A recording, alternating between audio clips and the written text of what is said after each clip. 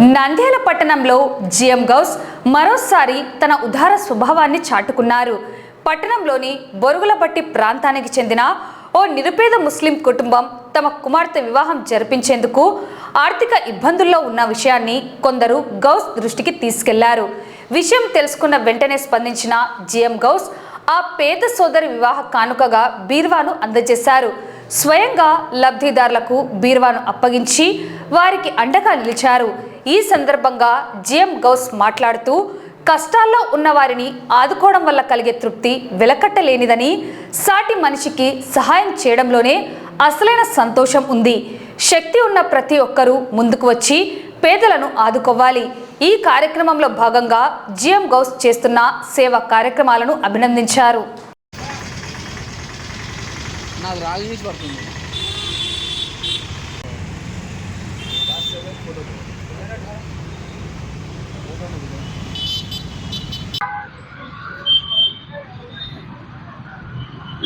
వచ్చే నెల 12వ తారీఖు ఏప్రిల్ నెలలో ఒక ఆడపిల్ల పెళ్లి ఉందని చెప్పేసి మా దగ్గర వాళ్ళ తల్లిదండ్రులు వచ్చినందుకు ఏదో సాయం చేయమని అడగడం జరిగింది.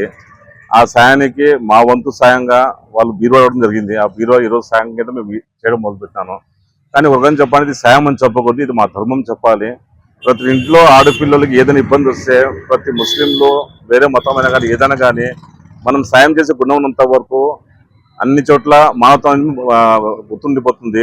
ఈ రకంగా నేను ఇది ముందు తీసుకుపోతూ రాబో రోజుల్లో కూడా ఎక్కడైనా ఆడపిల్లకి ఏదైనా ఇబ్బంది వచ్చినా కానీ వాళ్ళ కుటుంబాలు ఏదైనా పెళ్లి అవసరం ఉన్నా కానీ సాయం చేయడం కోసం రెడీగా ఉన్నాను. నేను ఈ రకంగా నేను ఈరోజు ఈ అవకాశాన్ని వీళ్ళకి నేను చేస్తున్నందుకు, ఈరోజు వాళ్ళకి సాయం చేస్తున్నందుకు చాలా సంతోషపడుతున్నాను.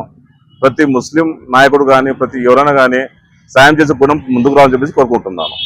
పవిత్రమైన రంజాన్ మాసంలో 10 ముస్లిం సోదరులు సహాయం చేస్తుంటారు.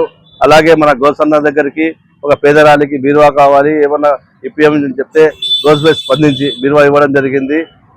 ఈరోజు మన ఏప్రిల్ 12వ తేదీ మన బొరుగులబట్టి దగ్గర చెరువుకట్ట దగ్గర నివాసం ఉంటారు. సానియా అనే అమ్మాయికి ఏప్రిల్ 12వ తేదీ పెళ్లి ఉంది. అందుకోసం అడిగింటే ఇలా గౌస్ భాయ్ ముందుకు వచ్చి ఇవ్వడం ఆనందదాయకము.